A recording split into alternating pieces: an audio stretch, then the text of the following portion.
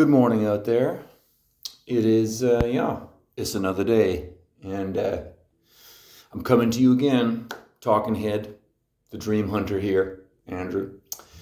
And I tried something new today. I was, every day I spend the mornings, because I'm off work right now, so I'm using this time to work on my own healing rather than being devoted to clients in the field to whom I imbue this active process.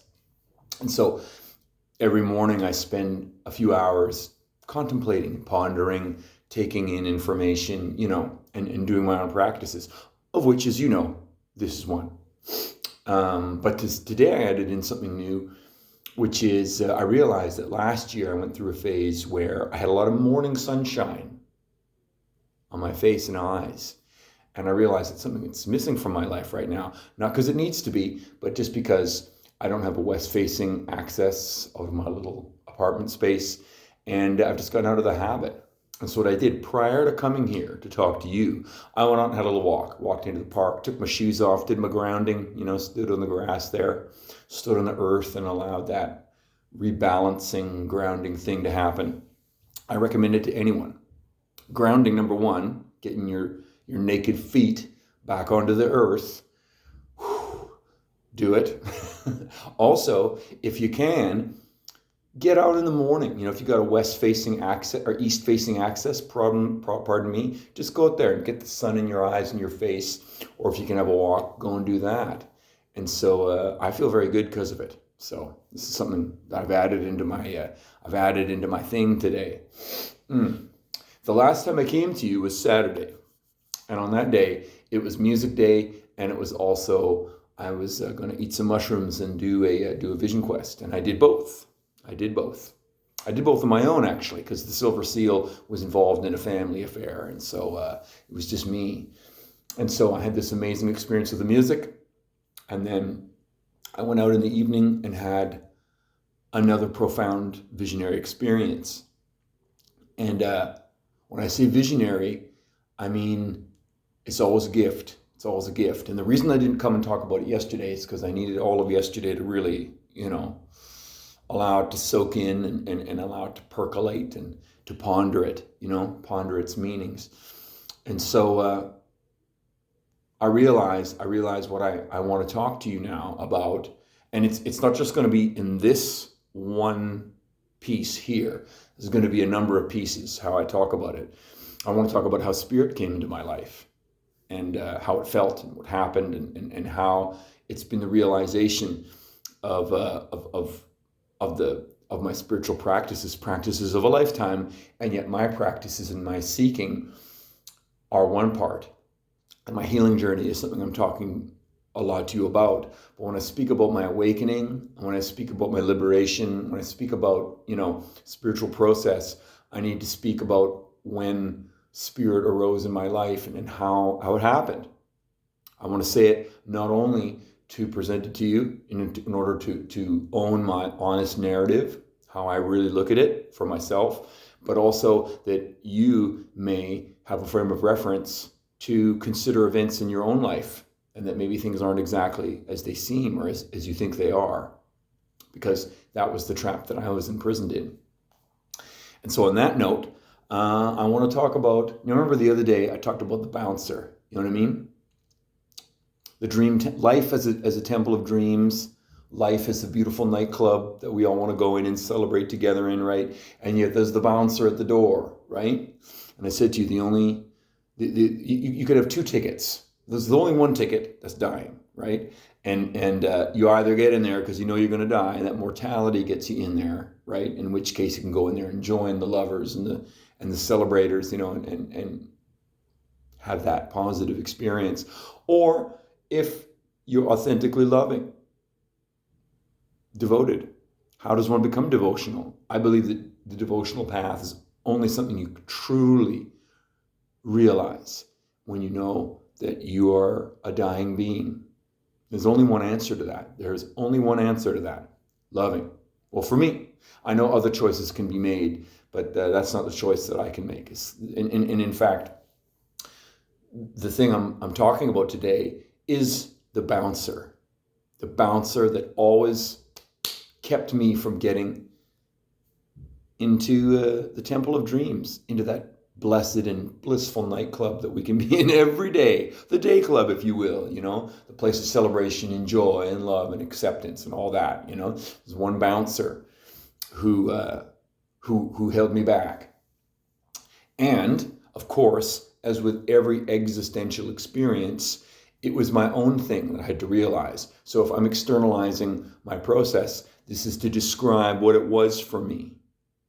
And so the threshold guardian in my life was someone I'll just call the liar.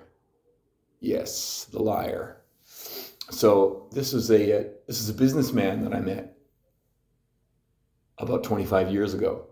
And I met him at a time when life was coming down on me. And it was crushing me because I was living a lie already. I was living a lie. I didn't understand that I was living a lie because it was that unconscious conditioned response. The lie that I was living was the lie that had been brutalized into me when I was very, very young, is that the very creative, loving energy of my living being was the one thing I should be ashamed of, that I've been humiliated in the expression of, that I was made to feel guilty for, and then I was ultimately violently conditioned against ever expressing. And it sounds like a blame story. It's not a blame story. I just have to realize in myself that was the lie that I was living. And so I kept my true self hidden. So I created a false persona that we all do. Our conditioned response is something that everyone creates, and it's a false persona. How healthy or unhealthy that false persona is something you learn individual by individual in your life. And it begins when you understand your own persona, your own conditioned response. And, unfortunately, I was raised by people who were dim.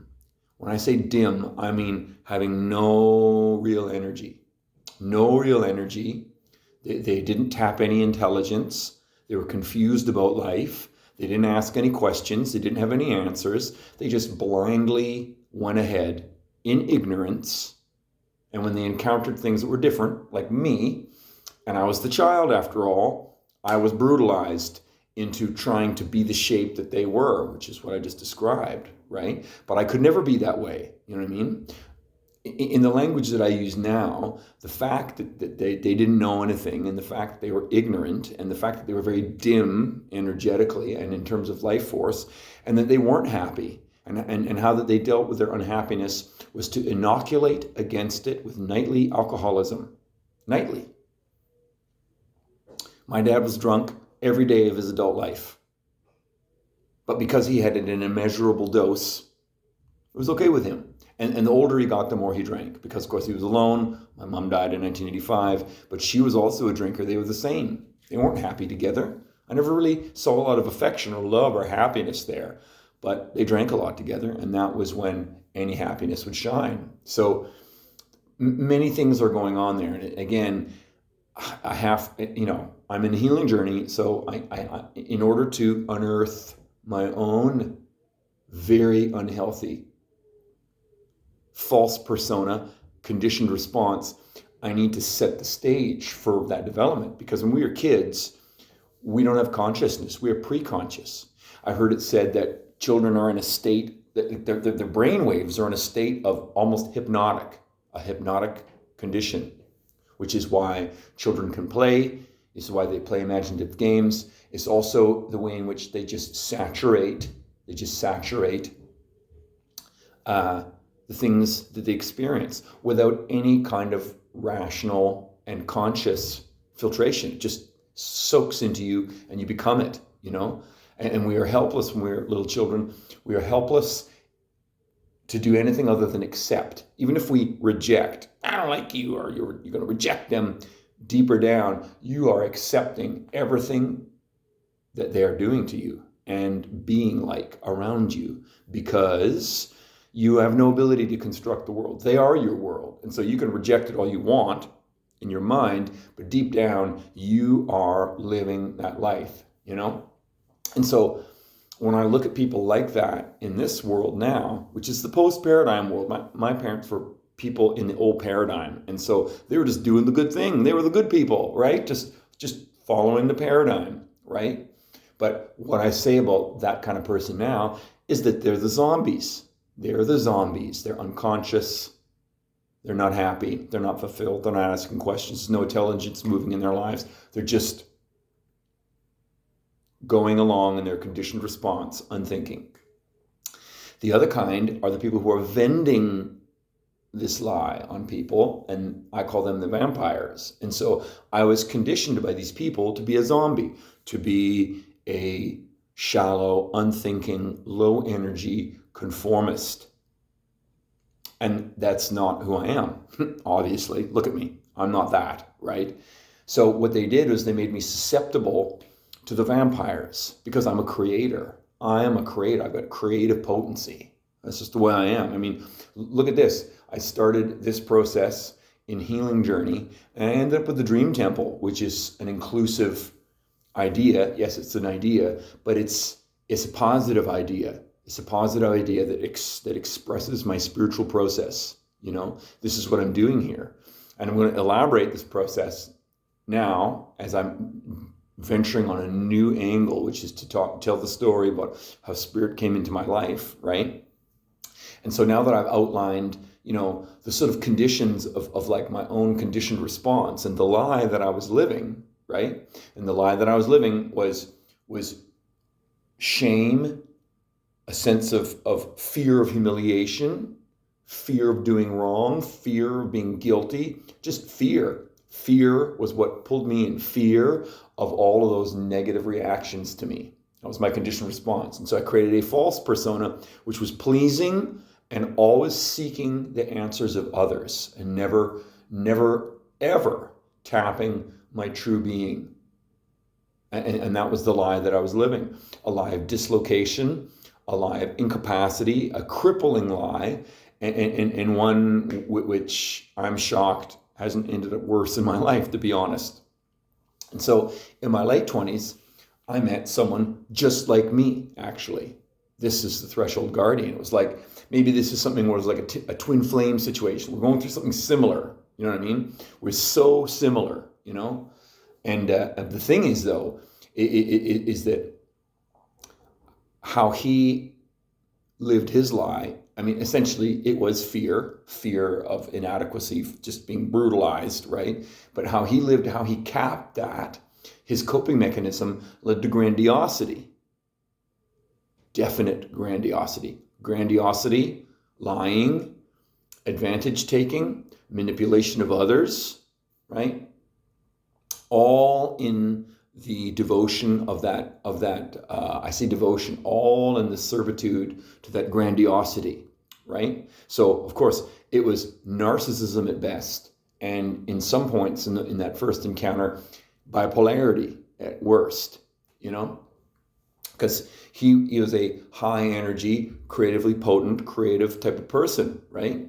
And yet he was a liar. He was a liar salesman, you know? And I met him. And what was similar in us is the coping mechanisms. We were both living false lives based on brutalization from our younger days. And our chosen modes of expression were very different. And I guess what I have to say is that 20 years of my life was spent trapped at that threshold. Not trapped, me standing at the threshold and constantly having the same argument, right? Because I lived in those days in a world of rationalizations and justifications. For me, there was no truth because I was dislocated from my own truth. That process of childhood brutalization had dislocated me from my own truth and put me into a world of coping mechanisms to cope with the shitty reality that was inside me and therefore the shitty reality that I saw in the world around me. And so I met this other person, this dude, this businessman who seemed successful, right? And I started working with him. But there was always this duel going on between us. And I can remember consciously talking about it to a friend of mine, and a friend of mine who's a mutual friend, who I'm going to talk about again in this discussion of spirit coming into my life. But it was an introduction through a friend. But this started this started the dark journey in my life, the threshold, because it was the threshold of what am I doing with my life, you know? And I got attached into bad business, which turned out in the end to be fraudulent business. And I went into it without really seeing it clearly, because I didn't see anything, because I was detached from my own truth. And so I got caught up in this dark, confusing labyrinth of rationalizations and justifications, which is the labyrinth of the conditioned response. And so really, what I'm saying to you today, and this is the substance of what I'm saying today, is what I've learned about lying. Because what trapped me there is it being a creatively potent person, being a creator, being an original creator with a spark of creation inside me. Like I'm a musician and a singer, but what that means is not that I'm great at instruments. It means that I'm musical. It means that when I pick up instruments, music comes out of me. And I get into an ecstatic state, which is much like the hypnosis of childhood, in which I seem to lose my sense of time and space and identity, and something else comes out of me. It's music. Music happens through me. You know what I mean? But when I was younger, I didn't understand that, because that hard crust of conditioned response made me think that everything that came out of me was evil, corrupted, dangerous, and I should be ashamed of it. Always ashamed and afraid of exposure. And so the liar capitalized on that.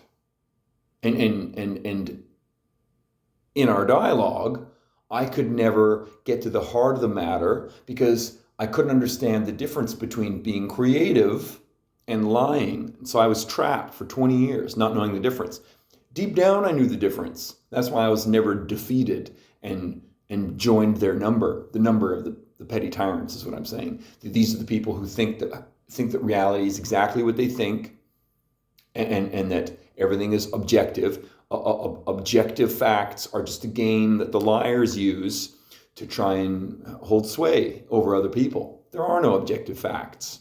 We can talk about truths in the universe, but the problem is that those truths and natural laws are relative, as our modern science has shown. And I think it's relativity which was the destruction, the final destruction of the old paradigm.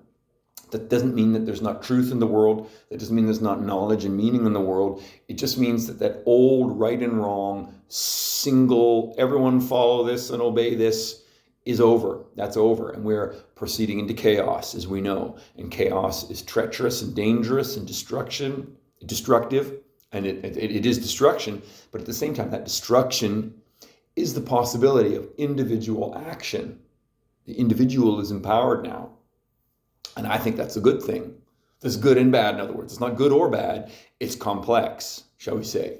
And so my learning, the 20 years of being confronted with lying, and my inability to see through my own lie until Spirit came and blew it apart, praise be,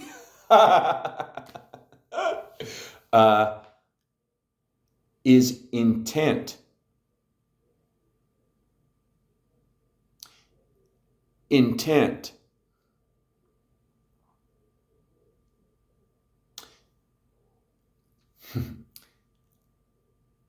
I was watching a, by the way, I really suggest this YouTube series. It's called After School. After, A-F-T-E-R, School, S-K-O-O-L. And it's these like whiteboard color images that are presented while a narrative is going on, a narrative of, some philosopher, spiritual person, scientist, whatever it may be. Very interesting and very valuable. And I was watching one on radical honesty and how important radical honesty is in addictions recovery. Radical honesty. And I've always been an honest person, ironically, you know what I mean? I got trouble with the law. I was involved in fraudulent business. I lived a lie myself. And the reason for all of this happening is the lie that I was living myself. A lie that I couldn't approach because it was the basic component of how I lived. It was my conditioning from early childhood. And I never had the strength to break out of it because it was my brain, it was my thinking, it was my ideas, as well as how I felt. It was what ACT therapy calls cognitive fusion. Cognitive fusion means you are completely attached to your thoughts, and it's an unhealthy place to be. The universe isn't what you think it is. The world is not what you think it is. You are not what you think you are. And until you come to that first realization and break free from that conditioning, you are a zombie or you are a vampire. And so this liar that I met was a vampire, definitely sucking out of everyone around him. Definitely. And I was always in conflict with him, always in conflict. And yet we did seek friendship with each other in work and outside of work. And yet there was always this deep disagreement in basic principles, not in who we were as essentially creative and intelligent people, but in how our coping mechanisms, based on the fear that our shared brutal past had created, how that manifested, you know? My fear just kept me from ever doing anything in life, you know? While secretly I was practicing being a warrior and practicing my spiritual process in secret, because I could never be honest about it, right? Whereas he had converted his coping mechanism into pure fraudulence, lying, being abusive, being just a taker of the environment. In other words, someone who has completely given themselves to the commodified, plutocratic paradigm. And so 20 years of conflict. It wasn't always direct conflict between me and him, but like as people, like I consider the liar, and it wasn't just him, it was like basically the liar was like the manifestation. That was the bouncer, was the liar. Every time I came to the door with all the threshold, if you will, with my warrior's ethic, right? The bouncer would just give me an argument. No, you don't belong in here. I'd be like, why not? Well, look at, and then whatever rationalization and justification, which triggered me in my conditioned response of being ashamed. Oh, you're right. I'm shameful. I can't do that. I can't be that, right? When at any moment, my music was my salvation. Flow state was my salvation. Being loving was my salvation. I just couldn't be that way. I could love others, but I couldn't love myself. That's all that it is, right? So the secret, of course, is intent. And what is intent? Because honesty means nothing without intent. Intent is your honesty.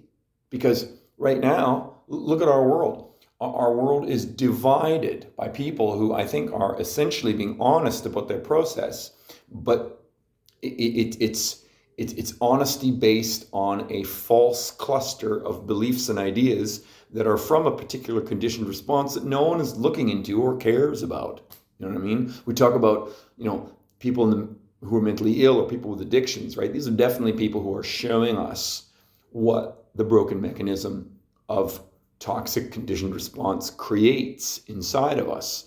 But no one out there in the regular world is really paying attention to that. Well, some people are, but few. Most are just the zombie followers of a conditioned response, zombie followers of what society says, right? Which makes them victims of the vampires, right? The people are just sucking from them, You keep on buying the products, find the solutions, just pay us and everything's going to be all right. You know what I mean? That's the essence, the essential mechanism of our society.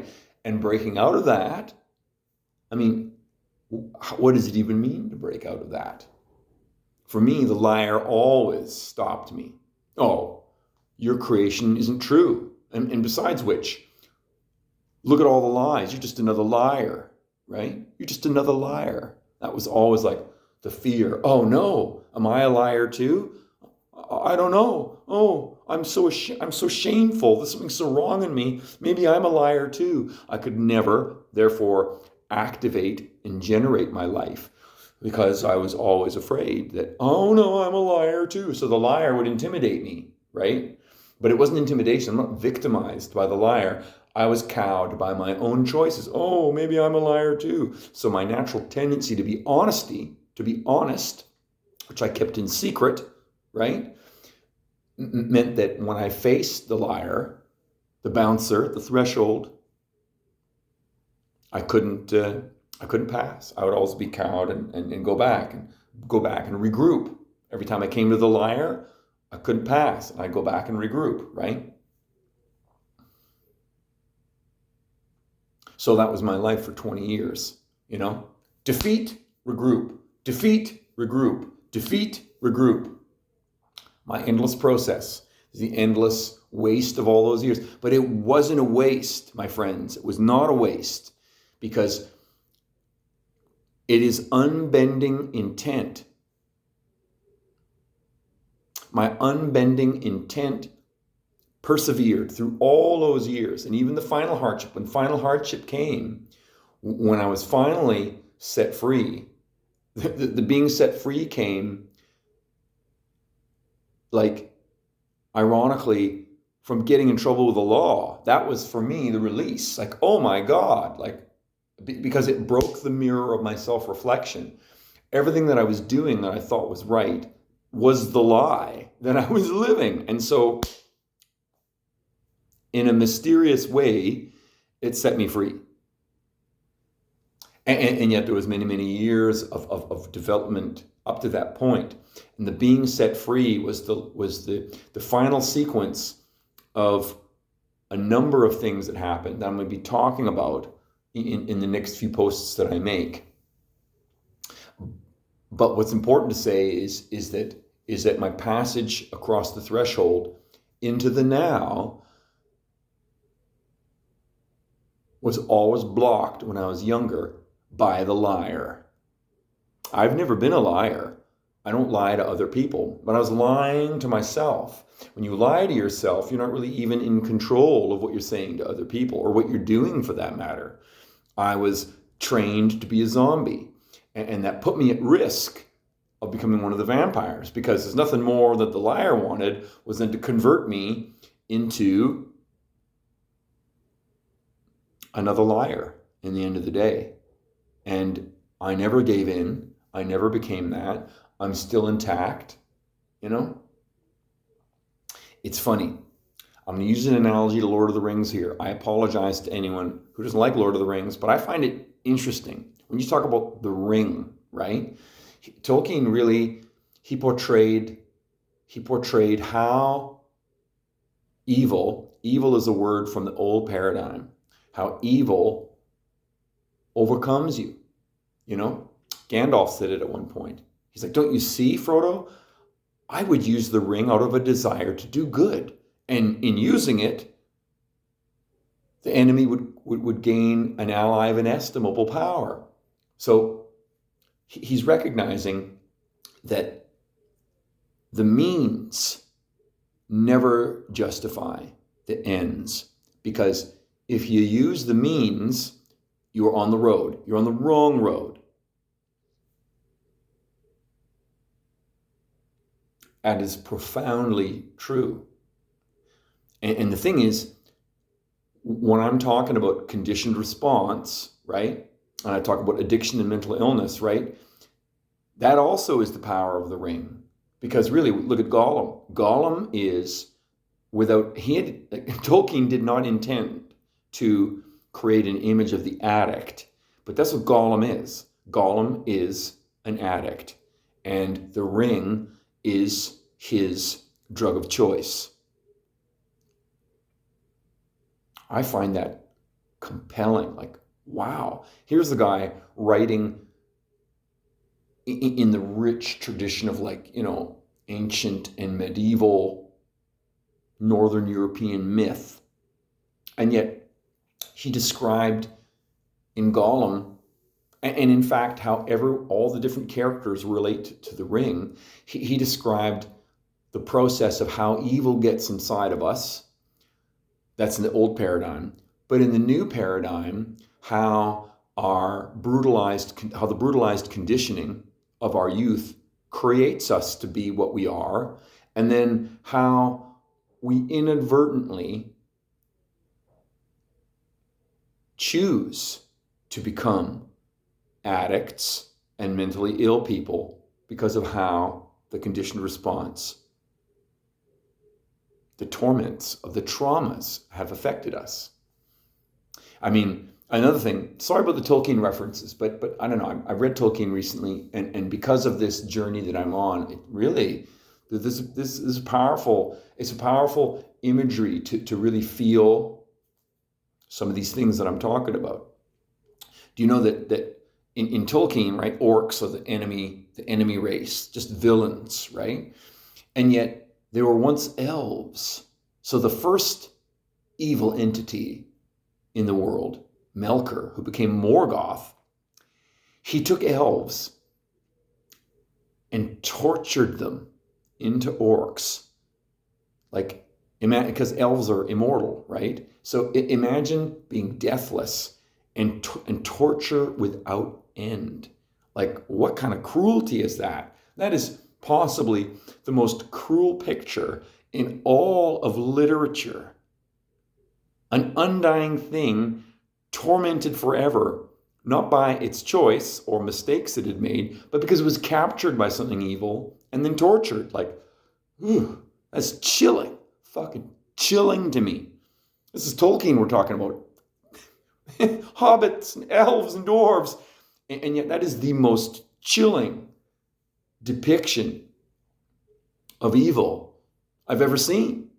Because usually we attribute moral choice to, like, why torture happens to us, right? But this is something, just imagine just getting captured by someone and then tortured. Even in our life now, if some horrible thing were to happen, like Nazism, I mean, look what happened to the Jews in the Holocaust. I mean, that is an atrocity that's hard to conceive. But imagine if there was no release of death and it just continued on until you were so tormented and twisted and demented. Well, you're an orc, right? Orcs are just elves that were tortured into being orcs. And then that is a new race, you know? As a metaphor, though, think about that in terms of conditioned response. This conditioned response that I had, it turned me into an orc in a way, you know, because I was lying to myself. I didn't know what I was doing. I was afraid, and I couldn't access my life. I couldn't be the hero of my own life because I was sidetracked by lies, you know? And the person who stood in front of me was a liar, you know? The person stopping me was the liar, always making me doubt, because doubt is something that comes from the mind and triggers the conditioned response. And so what is the truth of that? Well, the truth is that we can't know the truth of the universe. We can't know it factually and objectively. Our own knowledge is within. And this is what I know, and this is what I'm telling to you, is that truth is your aliveness. Truth is loving, being loving. Truth is that. And it's difficult to quantify. But that one thing was all that was needed. That turning on moment. And yet I had been intentional in my life for many years. Many years I'd been intentional. It just took time, because when you're in a bad momentum, it takes time. You just have to go against the grain for a long period of time, because the grain is something that's been established in you. You know, for me, that negativeness, it sealed me in. And then unconsciously, I began creating it in my own life, and you create that negative continuation, right? As I learned the ways of the warrior from Carlos Castaneda, as I began opening more and more as much as I could, I came to a place where I just couldn't break that final barrier on my own. And yet I remained intentional. I never gave myself to the lie. I never believed the lie. Whenever I encountered the lie, I retreated. I don't know. I don't know. Am I a liar? I don't think I'm a liar. What am I doing? And of course, this is all inner, right? So I didn't even see what was going on in the outside world, you know? Just like a couple of times ago, I said when I was a kid, I never even really got to the traumas of school because I never overcame the traumas of my home life. I never really even participated in school. It's just out there somewhere. How can you even come to the world out there when you can't even make sense of the inner confusion and contortions that are going on inside of you, you know? Equally, when I came into the world of being a grown-up, you know, I was just this broken child and very vulnerable to lies. Not that I participated in a lie. I did participate in a lie, but yet whenever I would see it, I would withdraw and regroup. No, not this, not this. All I could say was not that, not that, not that, you know? And it was that process, not this, not that, not that, that eventually brought me to the place, well, what then, you know? Because getting closer and closer to the core, the shame piece, I could never break through it on my own. I just couldn't do it. I never had the strength to. I've got nothing but respect for the people who can turn on without brutal hardship in life, because it was hardship in the end. Pain finally woke me. And what did pain wake me to? Intent. Intent. It's so easy, you know? And now, like, the liars don't even, I mean, they're not even anywhere near me. You know what I mean? And when I say that, in the field, I'm helping people who are living the lie. Addicts are living the lie. Mentally ill people are living the lie. And it's not to demean them. See, when you say lie, you've got this moral judgment, right? I'm not morally judging people who are living the lie. I am empathetically being present with people who have been destroyed by their conditioned response. That is the nature of it. Just like, Morgoth tortured elves into become orcs.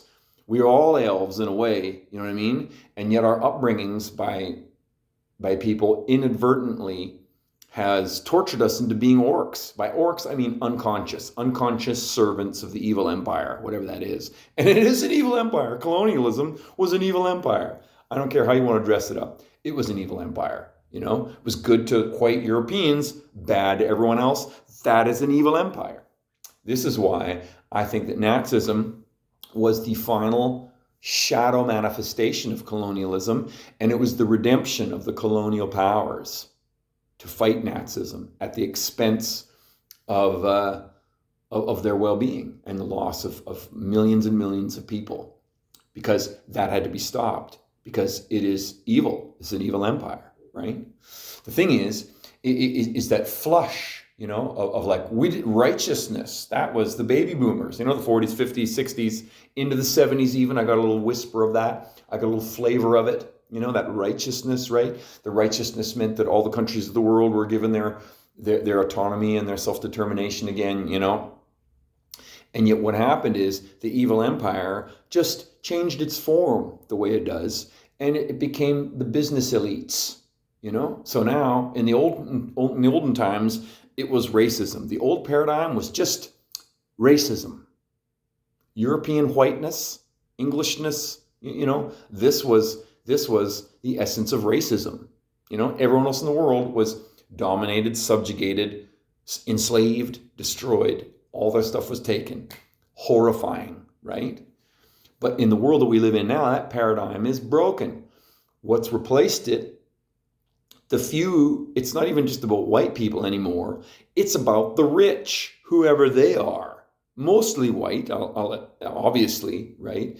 But yet it's they, and now racism. People who are racists now, I think are the biggest idiots that I could conceive of. Like, racism? Are you out of your mind? Race has got nothing to do with anything. Fuck you, racists. It's like, it doesn't make any sense. It doesn't make any sense to me, because it's the rich now who are the tyrannical overlords. They're the evil empire, and they're pushing policy. They're pushing governments around, And that's not to say we don't have old-fashioned tyranny. We got it. Like Putin is an example. China's an example in a different kind of way, but of old-fashioned tyranny where it's guns, it's censorship, it's propaganda, it's control through threat of violence, And it's the same thing here, but because it's pushed by the rich, it's a pleasure tyranny. We're just going to give you just enough pleasures that you agree to our tyranny, That was a deep dive there. But the thing is that anything I may talk about always comes down, for me, to the inner landscape. It is our inner being which gives rise to this. And the reason I can speak negatively at all about society is because I have resolved my own truth within. My truth is loving, healing, evolving, dreaming. And I have cultivated in myself my power of visualization so that I'm visualizing things. Remember I said loving, healing, evolving, dream on one hand, and then dying on the other hand. Together they're necessary. Let me add something to that. Loving, healing, evolving is over here. This is all ideation. This is all the ideas that we can ever make. Loving, healing, evolving.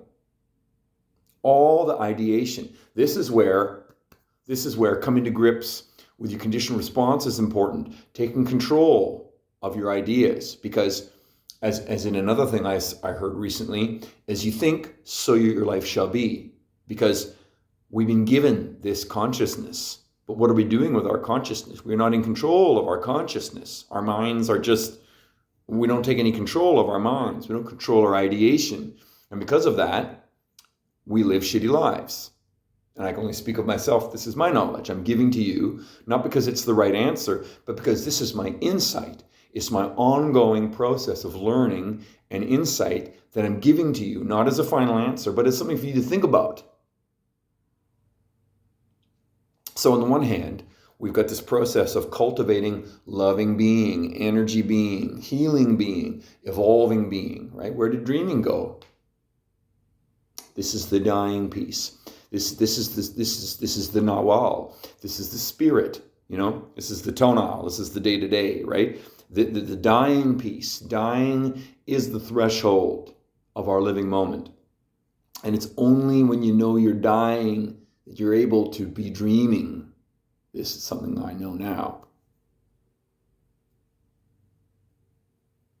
Control your ideation.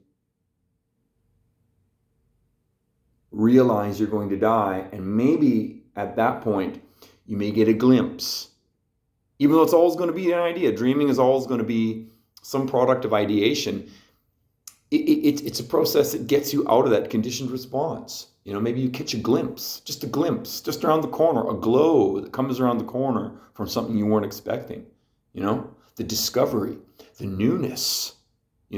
This is what music is for me. Is like, even though the musical patterns that I develop are they're things I know and are familiar with, I'm using them every time I sit down in a new way. This is why I don't put much preparation. I think a lot about what I'm going to say to you, but I don't have like a written list of notes or something, because the more thinking I put into it, the more likely it's just going to be a creature of my memory visualization process, that conditioned response. I want this to be as fresh and new and possible as it can be. I need the newness and the vibrancy of discovery to be here, because this is what I want to communicate. This is what I am communicating to you. This is why this is my discipline. My discipline is to be vulnerable. My discipline is to be radically honest with my process and to communicate what I've learned from that. And I'm learning what I'm continuing to learn from it. And what I'm sharing with you today is a byproduct of my vision quest on the weekend, which was an affirmation of the healing that I've been going through. And it also showed me what I want to do next, which is, as I say, talking to you about spirit coming into my life. Spirit's always in our lives. Don't misunderstand me. Spirit is manifest in everything, in every atom, in every moment. This living moment is going forward whether we're aware of it or not. The awareness is the question. What we emphasize is the question. How honest we are with ourselves is the question. How are we able to tap into intent inside of ourselves in order to make sense out of all this is the question. The thing that held me a prisoner all those years, the jailer, if you will, the bouncer to the beautiful club I always wanted to get into, was the liar. I'm not a liar, and yet I did lie to myself. And as a result of that, I always had doubts. I was never sure about anything. And also, ironically, I wasn't aware that I was going to die. I can tell you now that part of this bizarre conditioned response, the fear of exposure, because I was so wrong and awful and so shameful, right? There was also an aspect where my mind, because it was historical, would be like, well, as long as I'm working on all this stuff, I don't need to deal with anything like with mortality. It was like a distraction as well. So all those years of interacting with the bouncer was because I was also afraid of going across the threshold. And ultimately, that is the power of the bouncer, is the fear that we have inside ourselves. The power of the bouncer, the power of the jailer to keep us ignorant, to keep us zombies, or to seduce us into the vampiric world of the evil overlords, right? Is fear of dying. And all the ways we try to inoculate ourselves against our fear, which is addiction, compulsion.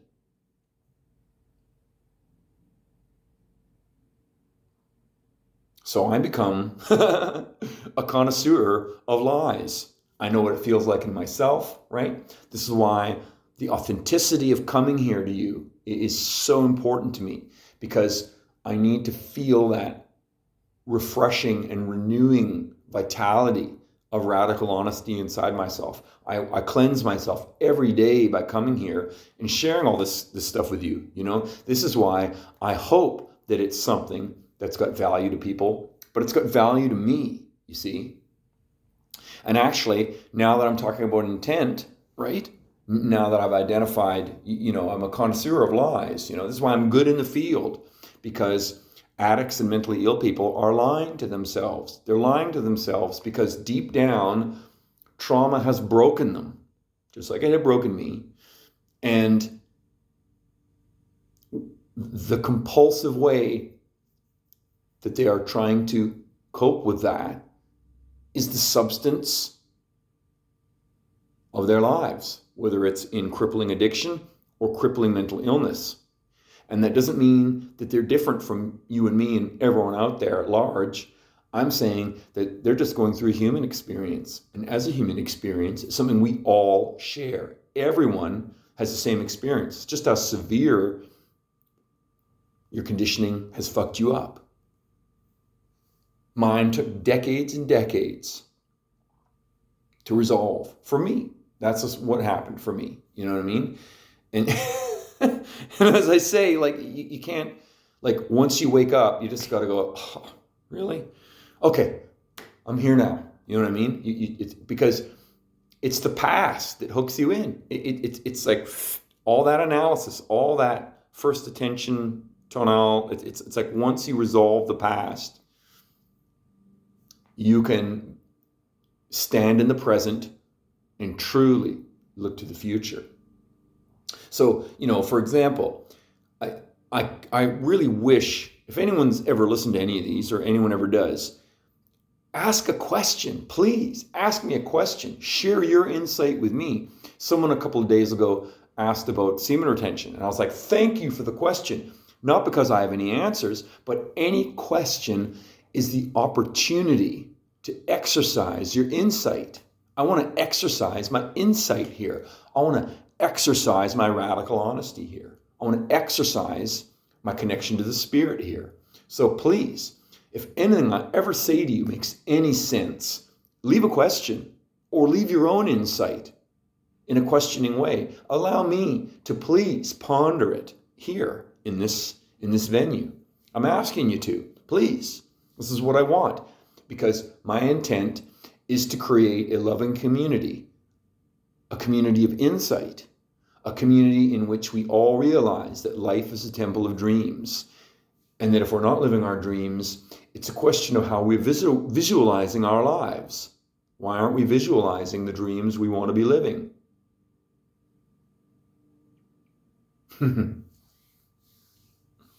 For me, it was my unhealthy dialogue with the liar and with lies for many, many years. That is behind me now. Because what are lies? Lies are the intent to negate. Taking is an abomination. Giving is what life is. Giving is what life is. I'm not talking about life and death. We live in a world of life and death. Living is the process of dying, Acceptance of that is what allows us to positively visualize what we might be. Life is a temple of dreams. This body is a temple of dreams. This heart is a temple of dreams. My dreams were co-opted by lies for decades and decades.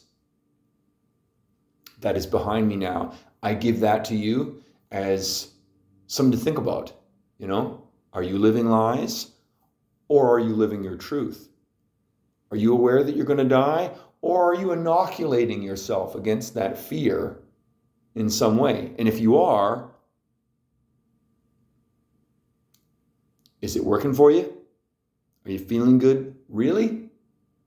Because life is a temple of dreams. And no matter how long you think you have, I don't know. Pondering death shows me that it's an eye blink, The decades of my life lived stuck at the threshold, having that lying bullshit dialogue with the bouncer. You know what I mean? It's like, it was a blink of an eye. Where did all those years go? Where did all those years of my prime vitality go? Where did all those years of possibility go? It's a ticket to depression if I had the predisposition to be a depressed kind of person. But I tell you what, all the years of practicing warriorhood, I'm never going to be depressed. I survived that. I survived that to be the person that I am now. And I'm not concerned about survival anymore. I'm not going to survive. I'm the Grateful Dead. Beautiful band name, by the way, the Grateful Dead. I'm already dead. Once you know that you're going to die, life becomes harder. Life becomes a dream. All life is a dream. Anyway, it's a big one today. And it was all about my decades. It was 20 years, actually. I would say I would encapsulate it as 1998 to 2018, which was the amount of time I spent at that threshold, waiting and arguing with the bouncer. And in the end of the day, there's no arguing with the bouncer, because the labyrinth of thinking will go on forever, because the possibility of loving, healing, evolving is infinite. The universe is infinite.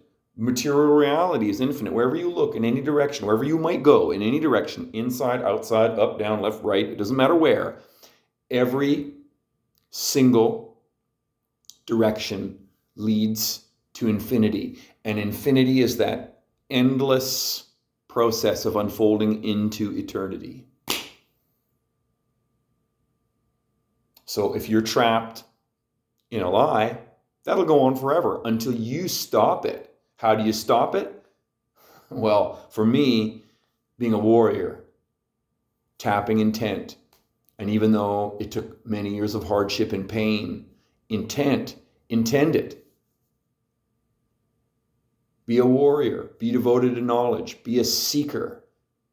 Realize that you're an open-ended process, and in the end of the day, you're going to die. And that dying feeling kindles.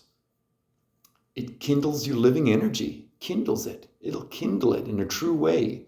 Try it. Think about it a little bit, It cuts through all the rubbish. Carlos Castaneda says death is an advisor. And it's true. If you have death close inside your heart, no one can fool you. No one can lie to you. Because you know your love. You know your own living sensitivity. Your own aliveness is your lovingness, is your energy. And once your dying liberates you into that space,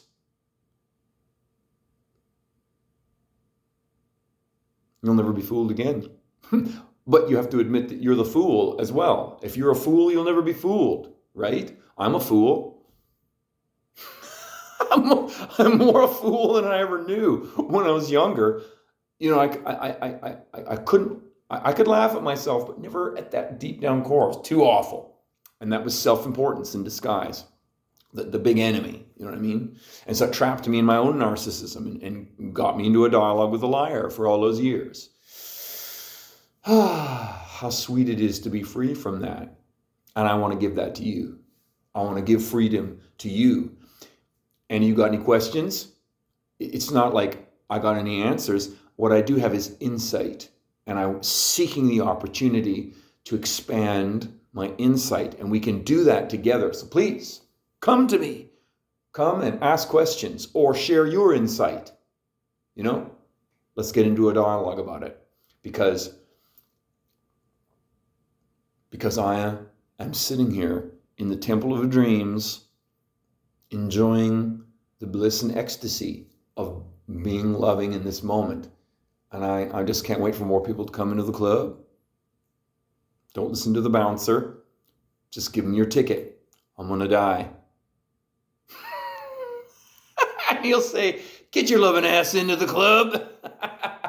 And then we're going to meet and we're going to talk about it. We're going to have a good time. I hope. So, take that for what you will. Be well.